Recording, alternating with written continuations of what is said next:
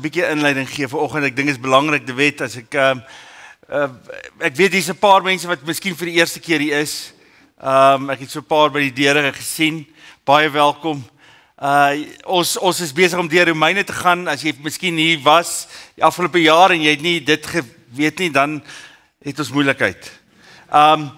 Net vinnig, ons het 'n Kersangdiens die 23ste November en ons gaan die Kersangdiens hê en ek kan nie wag vir die Kersangdiens. Dit is altyd 'n wonderlike tyd van die jaar gewees vir my. My pa, jy weet in die gemeentes waar hy was, omdat hy 'n dramaturg was, het hy ook verskriklik baie moeite gedoen met die Kersangdienste en ons gaan 'n wonderlike Kersangdiens hê. Maar dan het ons ook 'n ete. Daar's 'n plek vir 250 mense. Ek hoop almal het hulle name opgesit. Ek dink ons sal nog so 'n paar kan insqueeze. Else as ons meer het, maar jy moet maar julle name so vinnig as moontlik opsit op die lys. Het gaan 'n lekker spitbraai wees, so moet dit nie mis nie. Ek dink ons het dit so, wat het ons gesê vir gesinne, Els?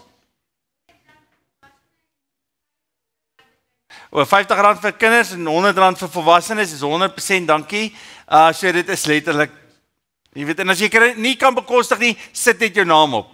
Dan kom jy in elk geval. Alright, so ons gaan niemand hier op grond van hulle finansiële toestand nie laat deelneem aan hierdie ete nie. Dit gaan wonderlik wees. Wat ek ook wil doen is na die Kersangdiens, ons sluit af in, jy weet, met Romeine in die volgende 2 weke. En die volgende 2, ja, vandag en dan nog 2 weke. En dan wil ek 'n bietjie ons moet sommer daai tyd ook gebruik om te gesels oor wat die Here met ons gewerk het. Het die Here gewerk in hierdie jaar deur Romeine met julle? Hy het met my definitief gewerk. Verseker. Weer hierdie week, oom Leon, weer hierdie week. En ek het geval hierdie week. En hy het dit weer vir my bevestig van wat ek gaan doen in Romeine 14.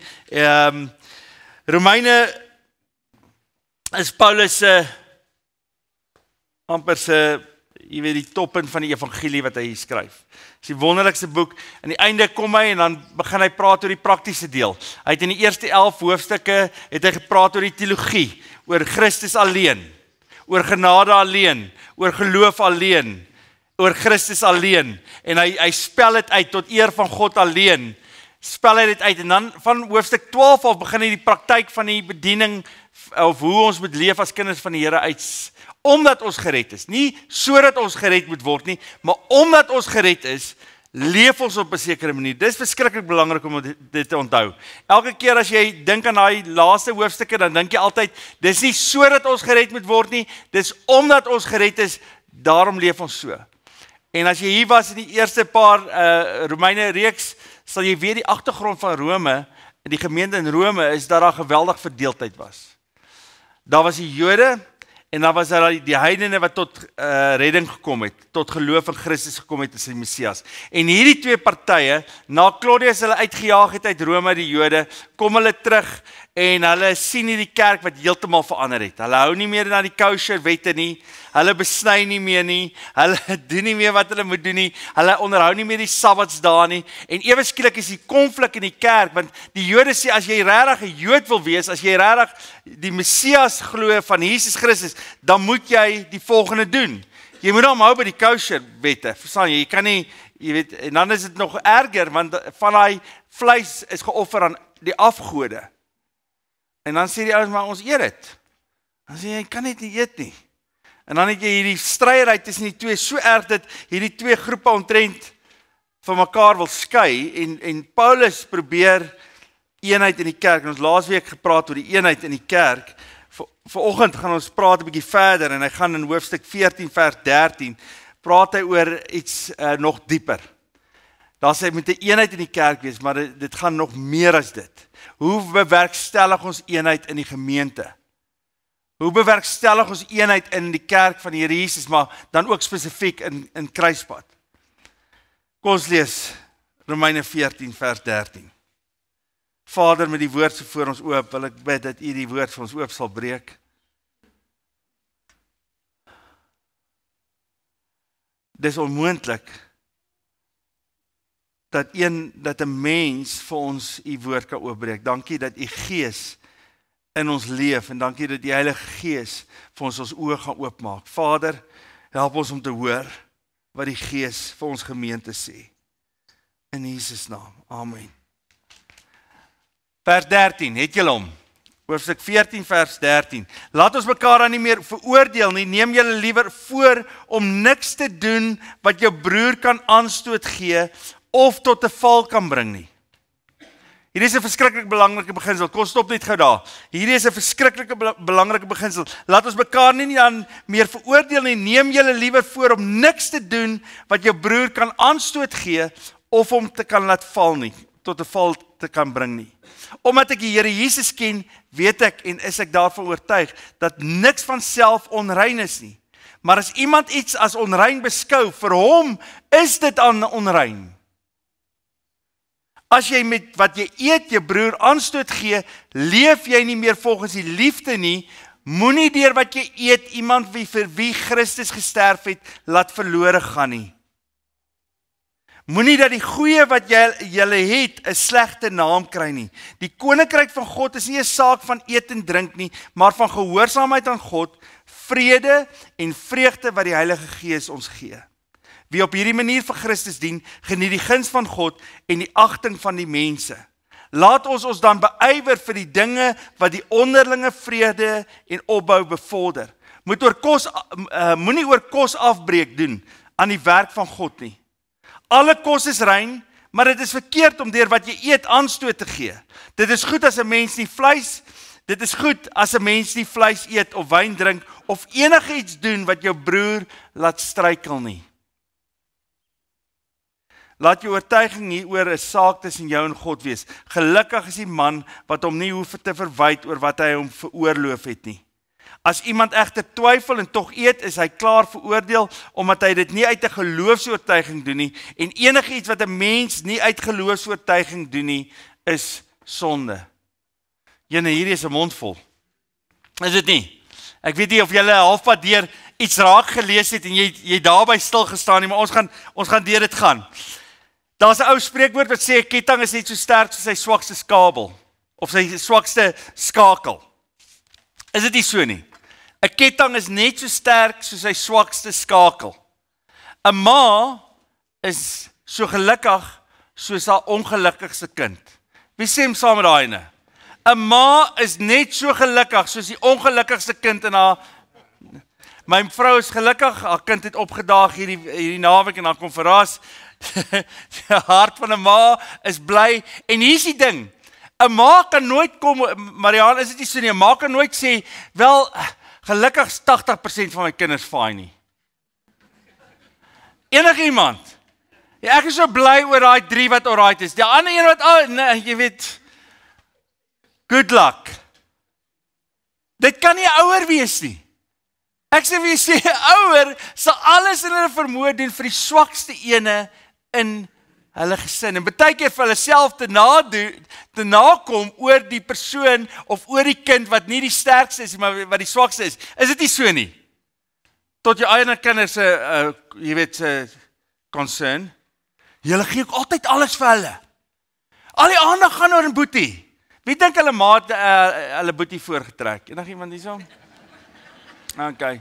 Dis net omdat hy, jy weet, ja, nee, toe maar. Dit gaan nie daar nie. Die Bybel sê, in Filippense sê Paulus, hy sê, dieselfde gesindheid moet in julle wees, wat daar ook in Christus Jesus was. Moenie almal aan sy eie belange dink nie.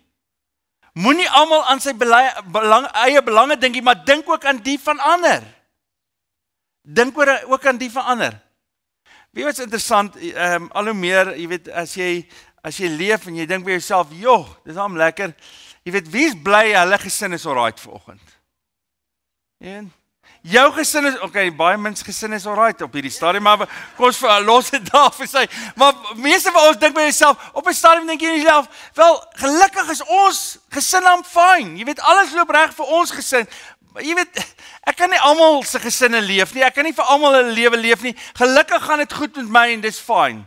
Jy weet, dis altyd interessant in die bediening ook. As jy in die bediening is, het jy klomp gesinne waarvoor jy kyk en jy moet worry oor. En dan wil jy op 'n stadium kom en gesê, gelukkig is my familie dan alright. Verstaan jy? Hulle jy weet, was daai tyd en so, maar ons almal is nou fine. Verstaan jy? Is jy happy jou gesin is fine?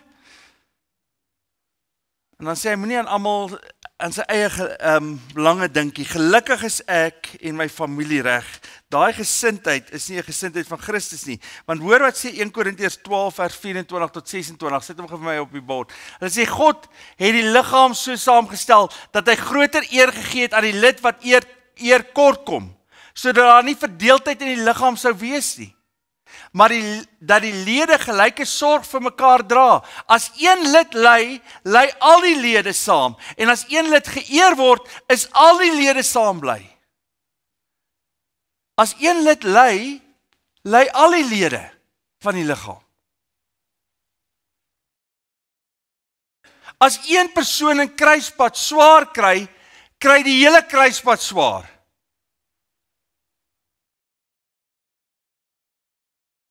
Dit is altyd interessant, jy weet, jy dink nooit 'n pinkie is so belangrik nie, nê. Wie dink 'n pinkie is belangrik? Jy dink net self jou pinkie is nie belangrik, byna het al 2 keer, 3 keer gebreek, jy kan sien, maar jy dink nooit jou pinkie is belangrik totdat jy hom breek.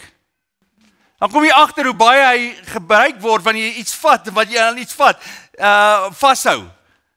So die kleinste deeltjie of jou klein toentjie, weet hulle klein toentjie gestamp. Ek dink myself, wat is daai ding? Verstaan jy, is 'n klein toentjie, boem, stamp ek hom. Ewe skielik raak hy die belangrikste ledemaat in jou hele liggaam, is dit nie so nie? Die een wat pyn het, raak die grootste en belangrikste ledemaat in die liggaam. En die hele liggaam voel die pyn van die een wat seer gekry het. Baie keer is, omdat jy sterker is in die geloof, kan jy doen wat jy wil. Hier is die interessante ding. Interessante ding van Christendom. Hier is 'n wonderlike ding van Christendom. Paulus sê in 1 Korintiërs 10, hy sê, alles is my geoorloof as kind van die Here. Hoe wonderlik is dit nie? Ek kan enigiets doen wat ek wil doen. Ek is vrygekoop. Almal saam met dit. Ek kan net doen wat ek wil, want ek is vrygekoop. Okay, nou is jy 'n bietjie onseker, verstaan jy, want ek meen daar seker goed wat jy nie moet doen nie. Verstaan, maar Paulus sê letterlik, jy kan enigiets doen want jy is vrygekoop, maar nie alles is heilsaam nie. Nie alles bou my op nie.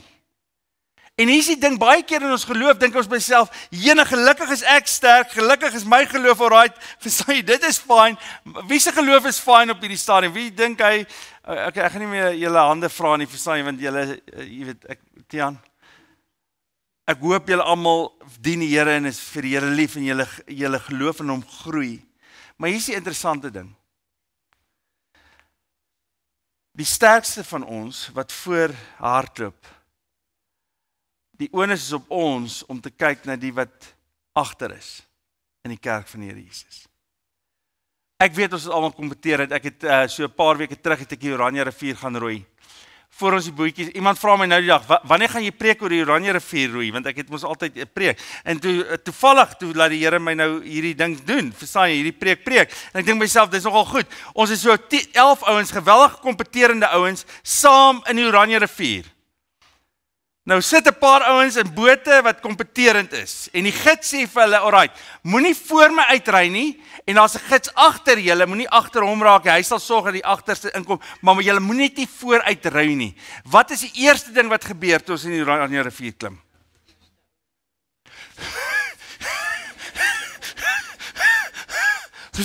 Ek wil sê ek het gewen 'n paar keer.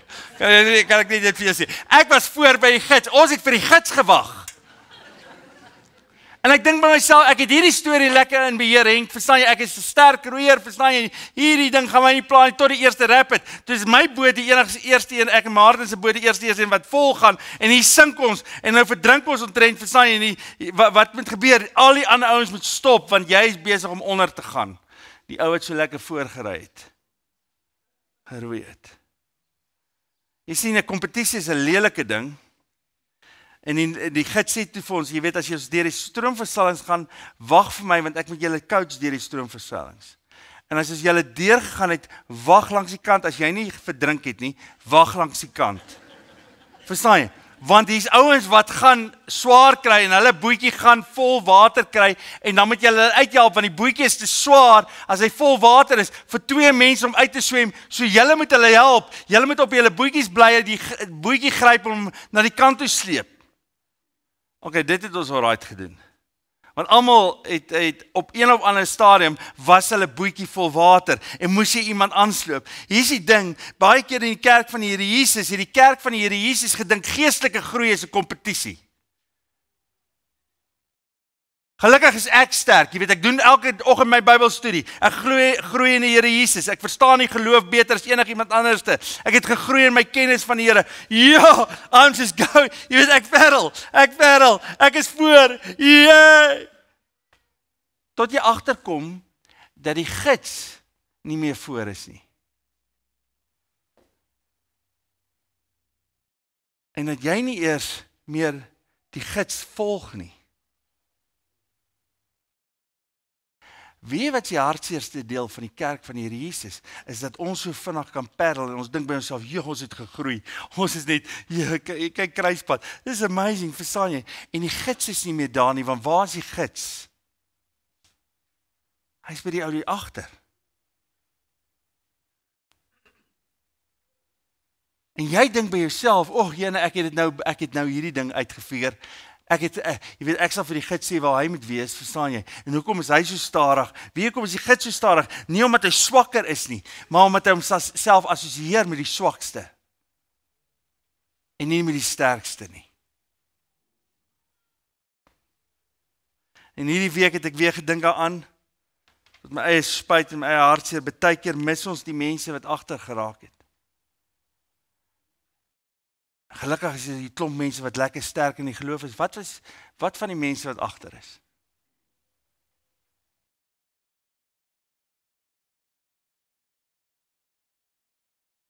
Jy wat sterk is, kan dalk uitvind dat die Here nie is waar jy is nie. Want die Here is besorgd oor die een wat agtergebly het. Paulus skryf hier hier's 'n groot fight en soos ek gesê het, hier's 'n groot fight in hierdie gemeente. Party ouens voel hulle kan alles eet, ander ouens voel nee, jy kan net kosher kos eet. Jy mag nie kos eet wat geoffer is aan die afgode nie. En Paulus, dis weer eens wil ek vir julle sê, Paulus maak dit baie duidelik dat die wat glo dat jy alles kan eet die regte party is.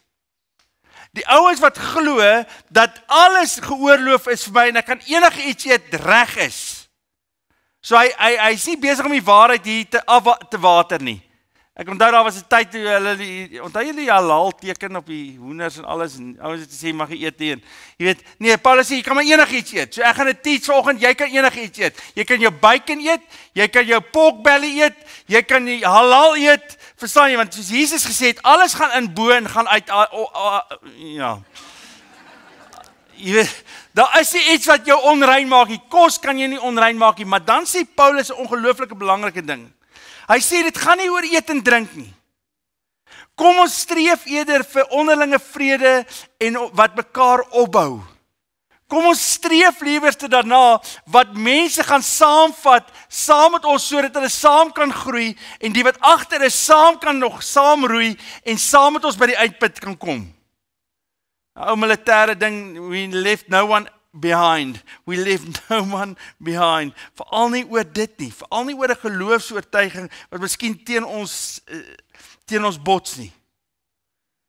En hy sê twee dinge wat hy sê. Vers 13 sê hy, laat ons mekaar dan nie meer veroordeel nie. Neem julle liewer voor om niks te doen wat jou broer kan aanstoot gee of tot 'n val bring nie. Daar's twee dinge wat baie keer ons dink ons kan doen wat iets doen. Dit gee of aanstoot, dit wil sê iemand kyk na jou en sê ek kan nie glo jy's 'n kind van die Here as jy dit doen nie. Enigiemand wat dit al ervaar het. Iemand wat kyk na jou en sê ek kan nie glo hy doen dit nie. Ek kan nie glo sy dit gedoen nie. Hoe kan sy haarself 'n kind van die Here doen? Dis aanstoot gee. Die ander een is moet niks doen wat iemand anders se laat struikel nie.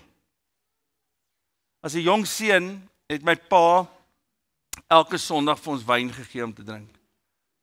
Aan tafel. Onthou jy Steve, die kakkies altyd gedrink en daar was 'n tyd wat 'n vrou na my pa toe gekom het en vir my pa gesê het my pa het so 'n paar jaar toe hy weg is van die gemeente, toe kom sy na hom toe sê sy, "Oom Pieter, ek wil net vir jou sê, my pa het een Sondag by julle kom eet.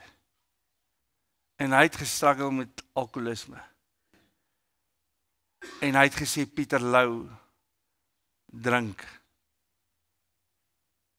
En van daai dag af het my pa nooit weer drank in sy huis gehad nie.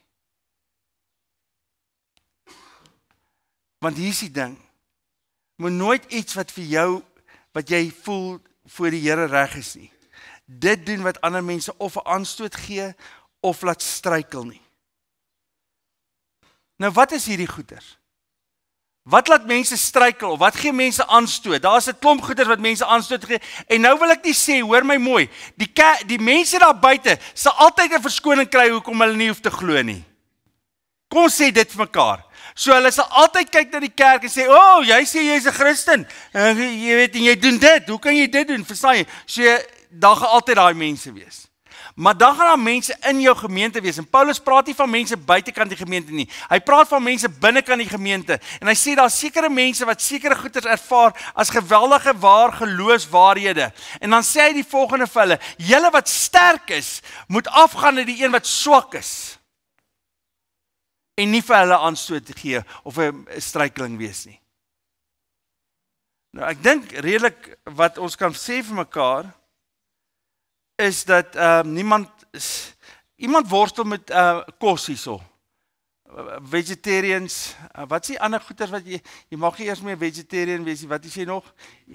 Vegan. Enigiemand wat vegan of vegetarian is hierso, wat glo dis 'n geloofsoortuiging by hulle. Enigiemand. Want as ons julle uitnooi, sal ons julle nie laat struikel of 'n aanstoot gee nie. Verstaan jy? So julle, maar meeste mense het nie meer geloofsoortuigings oor kosse nie. Verstaan jy? Dan sê jy dink ek wil nie daar gaan nie. Maar waaroor het mense geweldige issues? Hoor wat sê Paulus hier. Dit is goed as 'n mens nie vleis eet of wyn drink of enigiets doen wat jou broer laat struikel nie. Ek dink nogal, as jy my vra in ons omgewing, waar ons is, dink ek, drank laat baie mense struikel. Ek dink nogal, dat in 'n kultuur waar wyn en drank die norm geword het, en jy kan nie eers iets bywoon sonder dat daar vir jou iets aangebied word in terme van van alkohol nie, is dit 'n probleem in ons gemeenskap. En hier is nou die punt waar die Here met my besig was hierdie week. Want wat is jou eerste gevoel as jy dink aan dit? Hoekom mag ek nie wyn drink omdat daai ou suffer nie? Is dit nie so nie? Verstaan jy, hoekom moet ek nou my wyn wegbêre as dit iemand anders te gaan laat val?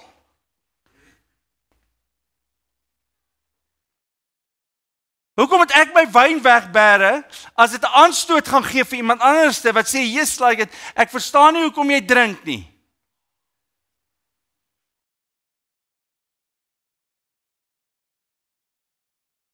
En hier is die ding. Dis asof die Here hierdie week met my gepraat het. Iemand wat my ken, ek kry nogal gelukkig die laaste tyd. Ek weet nie hoekom ek kry soeibrand van rooi wyn, so dit het minder geword en verstaan jy, so maar dis asof die Here vir my gesê het, Fred, sê maar een van jou gemeentelede sukkel met hierdie ding. Is jy bereid om wyn op te gee vir die res van jou lewe? Terwille van die swakste in jou gemeente.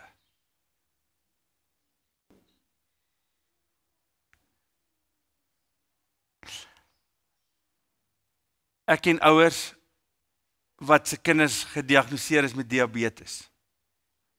En wat omdat hulle kinders gediagnoseer is met diabetes, verander hulle hele dieet terwille van daai een kind. Om dit vir hom makliker te maak, of vir haar makliker te maak. En hierdie week, en ek wil dit sê gou, hierdie is net vir my, die Here het miskien iets anders wat hy in jou lewe sit, wat miskien vir jou belangrik is, en wat hy vir jou wil sê, luister, dis 'n ding wat jy moet ophou, want dit gaan mense laat struikel, en dit laat mense aanstoot gee, so moet dit nie meer doen nie, so die Here jy gaan daarmee met die Here moet worstel die volgende week, is dit reg so? Hierdie is my worsteling en is my ding wat die Here op my hart geplaas het. Is Fred Lou, is jy bereid om nie weer alkohol in jou liggaam te vat? As dit vat dat jy nie meer vir iemand tot struikeling is as hulle jou sien by die golfklub of as hulle jou sien by 'n partytjie of as hulle jou sien daar en dit is 'n verskoning gebruik hoekom hulle dit kan gebruik nie, sal jy dit opgee?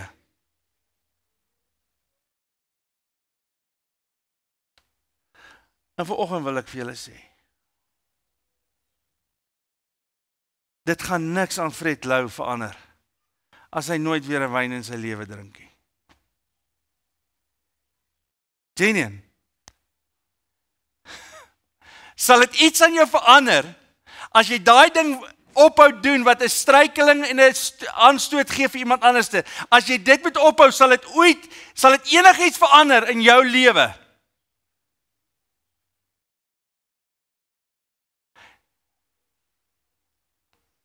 Die vraag is natuurlik moeiliker, verstaan jy net? Hier is die ander vraag. Jy weet, as dit is dat jy dink by jouself, ek weet nie of ek dit kan los nie, verstaan jy? As daar klaar probleme en as ek bly hierdie preek is ook vir jou. Fred, nou vra jy iets te veel. Nou gaan ons aan oorboord hoor. Nee, dan kom sien my na die tyd want daar is iets groters aan die gang. En daarom is daar geloofsoortuiging. Dis nie 'n wet nie, dis 'n geloofsoortuiging. Dis wat wonderlik is van die Nuwe Testament. Die Nuwe Testamentiese mens leef altyd vanuit sy geloofsoortuiging, nie vanuit die wet uit nie. Want die wet sal sê, okay, moenie dit doen nie, doen dit. Moenie dit doen nie, doen dit. 'n Geloofsoortuiging sê, Here, wat gaan U die grootste eer bring in hierdie situasie? Wat sal mense U laat sien in hierdie situasie? Vader, dis my geloofsoortuiging. Ek gaan dit doen, want dit gaan U eer in hierdie omstandighede. En daarom sê Paulus aan die einde, dis eintlik ongelooflike woorde wat hy sê, laat jou oortuiging hieroor 'n saak tussen jou en God wees. Gelukkig is die man wat hom nie hoef te verwyd oor wat hy hom veroorloof het nie. As iemand egter twyfel en tog eet, is hy klaar veroordeel, omdat hy dit nie uit geloofsoortuiging gedoen het nie. En enigiets wat 'n mens nie uit geloofsoortuiging doen nie, is sonde. Asseblief my broer en suster, as jy besluit om tog jou wyn te drink, julle moet asseblief nie. Graad 7's, julle gaan volgende jaar graad 8 toe, ons gaan met hulle ding, dan you're not missing out on anything. Jy mis nie uit nie. En hier is die ding, as jy iets uit geloofsoortuiging doen, dan sê jy vir die Here, Here, ek doen dit tot eer van U naam. So moenie iemand anders te brand nie. Interessant genoeg, wat doen ons as ons by 'n partytjie kom? Luister, wil jy nie iets drink nie, verstaan jy? Dis die eerste vraag. Wat drink jy? Nou, ons wil gasvry wees, ek verstaan dit.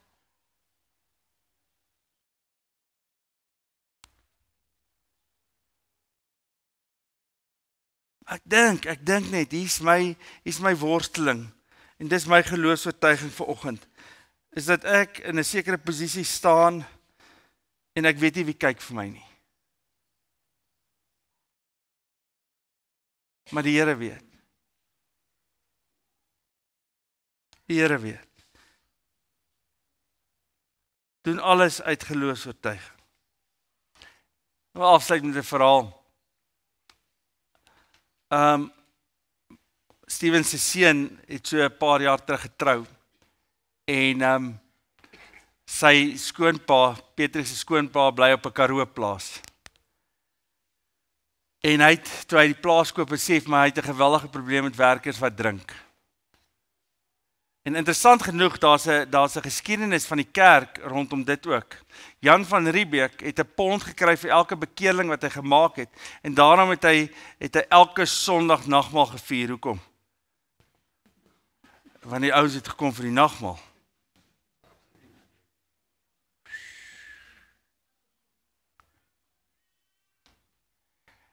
En kinders in die Weskaap is gebore met 'n alkoholsindroom. Hoekom? Want kinders van die Here het hulle betaal met drank. My broer en my suster, ons gaan eendag voor 'n lewende God staan. En hy het besluit wat hy gaan doen is, omdat sy mense sukkel met drank, hy sal nooit weer drank in sy huis toelaat nie. En toe trou Petrus op hulle plaas, en weet wat doen hy? Hy sê vir Petrus, ek wil nie vir jou sê wat om te doen nie, maar weet wat, ek het al lank besluit, hier sal nooit alkohol gebruik word op my plaasie, kan ons nie maar 0% maak hierdie troue nie. En hulle het 0% gemaak. Die hele troue. Koeldrank en 0%. Terwille van wie? Terwille van hom? Nee. Terwille van sy werkers.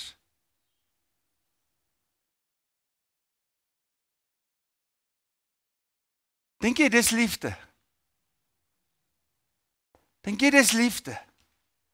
Om jouself iets wat jy dink so deel is van jou lewe op hierdie stadium op te gee terwille van jou broer wat 'n struikeling dit voor gaan wees. Is dit liefde? Dis liefde, my broer en my suster.